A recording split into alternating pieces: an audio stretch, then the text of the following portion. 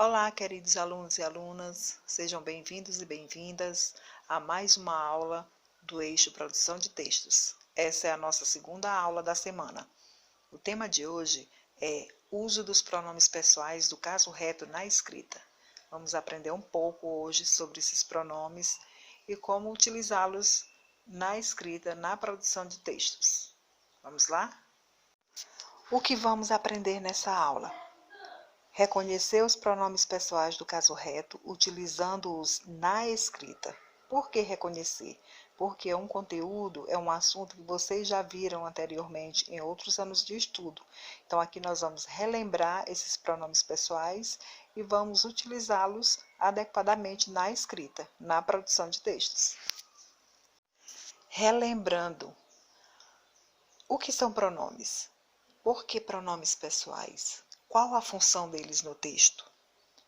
Pesquise aí na sua casa o que são pronomes e escreva no caderno, porque nós vamos retomar em outros momentos.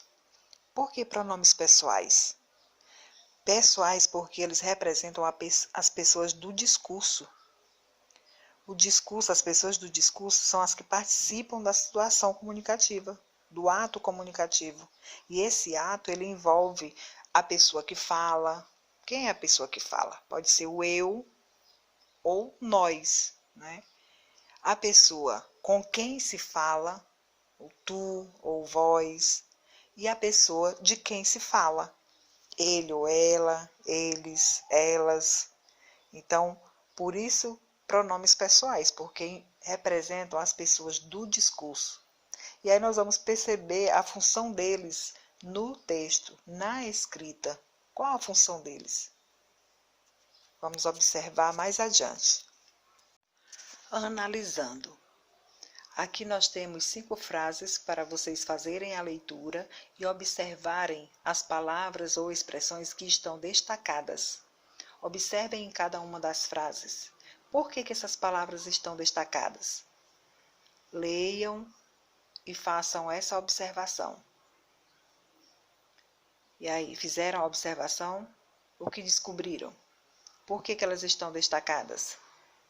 Muito bem, porque são palavras que se repetem na frase. Por exemplo, Bianca e Débora ganharam o concurso de beleza. Bianca e Débora são muito bonitas. Então, quais pronomes podemos substituir essas palavras ou expressões nessas frases?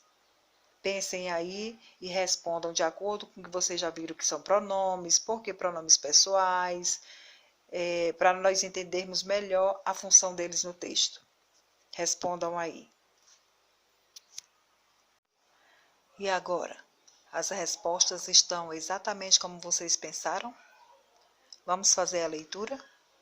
Bianca e Débora ganharam o concurso de beleza. Elas são muito bonitas. Letra B. Hoje Carlos ficou de castigo. Ele está muito teimoso.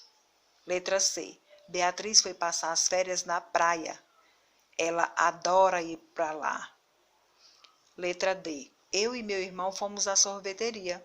Nós adoramos sorvete. Letra E. Meu pai e meu irmão jogam futebol. Eles adoram praticar este esporte. Parabéns a todos que responderam certo. E agora? Qual a função desses pronomes no texto? O que dá para a gente perceber? O que podemos entender a respeito disso, a respeito dessa função? A frase não ficou melhor? Perdeu o sentido depois que foi substituído aquela expressão pelo pronome?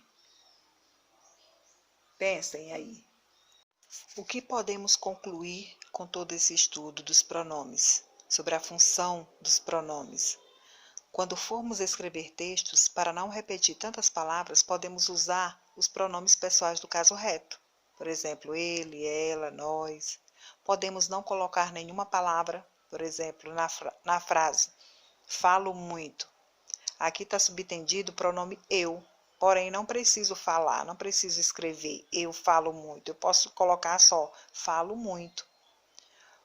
Outra coisa que podemos concluir é que os pronomes, eles são recursos importantes para a continuidade de sentido na frase. Eles são recursos coesivos que o autor usa para que as partes do texto entre si, com o todo, estejam bem ligadas, né? Tenham sentido. E isso vai fazer com que o texto, com que a frase fique coerente.